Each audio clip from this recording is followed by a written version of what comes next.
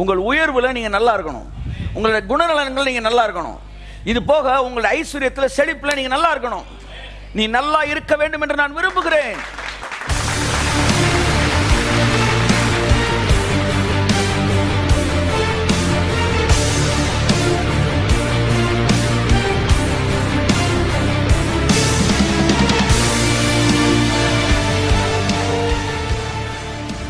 இன்றைக்கும் வெளிப்பாடே முதல் படி என்கிற தலைப்பில் தான் உங்கள்கிட்ட நான் பேச விரும்புகிறேன். ஆமென் சொல்லுங்க. வெளிப்பாடே முதல் படி. வாசிப்போம். 3 யோவான் எழுதின 3வது நிருபம் 2ஆம் வசனம்.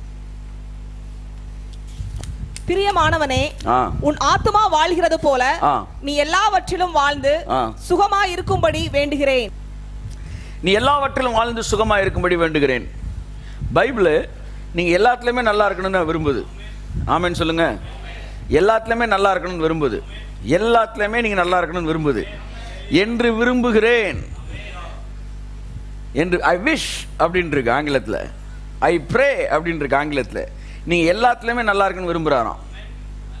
சரீரத்தில் நல்லா இருக்கணும், ஆரோக்கியத்தில் நல்லா இருக்கணும், உங்க காஸ்டியூம்ல நீங்க நல்லா இருக்கணும், உங்களுடைய வேலை பார்க்குற இடத்துல நீங்க நல்லா இருக்கணும், உங்களுடைய புகழ்ச்சி நற்கீர்த்தியில நீங்க நல்லா இருக்கணும், உங்கள் உயர்வுல நீங்க நல்லா இருக்கணும், உங்களுடைய குணநலன்கள் நீங்க நல்லா இருக்கணும், இது போக உங்களுடைய ஐஸ்வர்யத்தில் செழிப்புல நீங்க நல்லா இருக்கணும். நீ நல்லா இருக்க வேண்டும் என்று நான் விரும்புகிறேன். எது போல? உன் ஆத்துமா வாழ்கிறது போல. That's very important. அப்ப உங்களுடைய வாழ்க்கையில் இருக்கிற ஆசீர்வாதம் எல்லாம் எதோடு கனெக்ட் பண்ணப்பட்டது? உங்க ஆத்துமாவுடைய செழிப்போடு தொடர்புடையது. அப்ப உன் ஆத்துமா என்கிற மனது, ஆத்துமான என்ன? மனது எந்த அளவு செழிப்பா இருக்குதோ அந்த அளவு தான் உன் வாழ்க்கையும் சரீரமும் செழிப்பா இருக்க போகிறது. என் அருமையான தேவ பிள்ளையே, உன் ஆத்துமா வாடி இருக்கும்போது உன் சரீரம் செழிப்பா இருக்க போகிறது கிடையாது. அது அழகா சொல்ற, அகத்தின் அழகு முகத்தில் தெரிஞ்சிடும். உன் ஆத்துமா உள்ள செழிப்பு தான் உன் வாழ்க்கையில தரப்போகிறது. ஒரு மனிதன் ஆவி, ஆத்மா, சரீரம் என்று 3 பகுதிகளுடையவனா இருக்கிறான். நான் சொல்றேன் ஐஸ்வர்யத்தின் முதல் கட்டம் சொல்றேன்.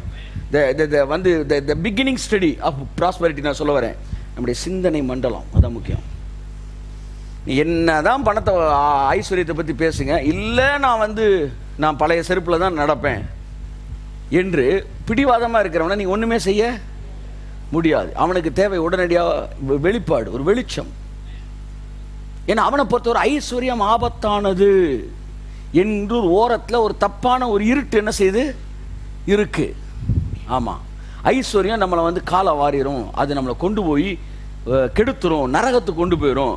ஏன்னா ஐஸ்வர்யத்தை குறித்து இயேசு சொன்னார், ஐஸ்வர்யவான்கள் தேவனுடைய ராஜ்யத்தில் பிரவேசிப்பது இல்லை. இப்படி நிறைய வசனம் இருக்குது, அதெல்லாம் நான் பேச போகிறேன். இந்த எதிர்மறையான ஐஸ்வர்யத்துக்கு எதிர்மறையான வசனம்லாம் எது, அதற்கு உண்மையான அர்த்தம் என்ன என்பதெல்லாம் நம்ம பேச போகிறோம். நம்ம இப்படி எதிர்மறையானதை அறகுறையாக படிச்சுக்கிட்டு அதை ஓரத்தில் வச்சுக்கிட்டு அதுக்கு அர்த்தமும் தெரியாமல் இப்படி பிரசங்கிக்கிறவன்ட்ட போய் கேள்வியும் கேட்காம அவர் கேட்டாலும் பதில் தெரியாதுன்னு இவனா நினச்சிக்கிட்டு இப்படி பலவிதமான குழப்பங்களோடு ஐஸ்வர்யம் என்பது ஆபத்தானது நினைத்து கொண்டு அப்படியே வாழ்றது. ஆனால் இயேசு தெளிவாக சொல்கிறாரு, ஐஸ்வர்யவான்கள் தேவனுடைய ராஜ்யத்தில் பிரவேசிப்பது இல்லை என்று சொன்ன அந்த வசனத்திலிருந்து 2 வசனம் கழிச்சு அழகா சொல்றாரு, ஐஸ்வர்யவான்கள் அல்ல, ஐஸ்வர்யத்தின் மேல் நம்பிக்கையா இருக்கிறவர்கள். கைத்தறிவது அவருக்கு அழகா சொல்றாரு. அவன் ஐஸ்வர்யவான் என்பதனால் பரலோக ராஜ்யத்தில் பிரவேசிக்காம இல்ல, அவன் ஐஸ்வர்யத்தின் மேல நம்பிக்கை வைக்கிறவனா இருந்தான். பழைய ஏற்பாட்டில் நீதிமான்களை என்ன கொல்ல பேர் ஐஸ்வர்யவானா தான் இருந்திருக்கிறாங்க. என்னை பொறுத்தவரை ஐஸ்வர்யவான்கள் எல்லோரும் நீதிமான்கள் என்று சொல்ல முடியாது, ஆனால் நீதிமான்கள் எல்லோரும் ஐஸ்வர்யவான்களாய் இருக்க முடியும். என் அன்புக்குரியவர்களே, இப்படி பலவிதமான இருட்டு உள்ள இருக்கும்போது அவனால் என்ன செய்ய முடியாது, ஐஸ்வர்யத்தை ரிசீவ் பண்ணவே முடியாது. அப்ப ஆத்மா முதலாவது விடுதலை பெற வேண்டும், அப்பதான் வாழ்க்கை செழிப்படையும். இந்த ஆத்மா மனிதன் மீது இருக்க நம்பிக்கையை தூக்கி எறிஞ்சு இந்த ஆத்மா தேவனுடைய வெளிப்பாட்டுக்குள் கடந்து வரும்போது வாழ்க்கைக்குள்ளே ஐஸ்வர்யம் கடந்து வருகிறதா இருக்கிறது.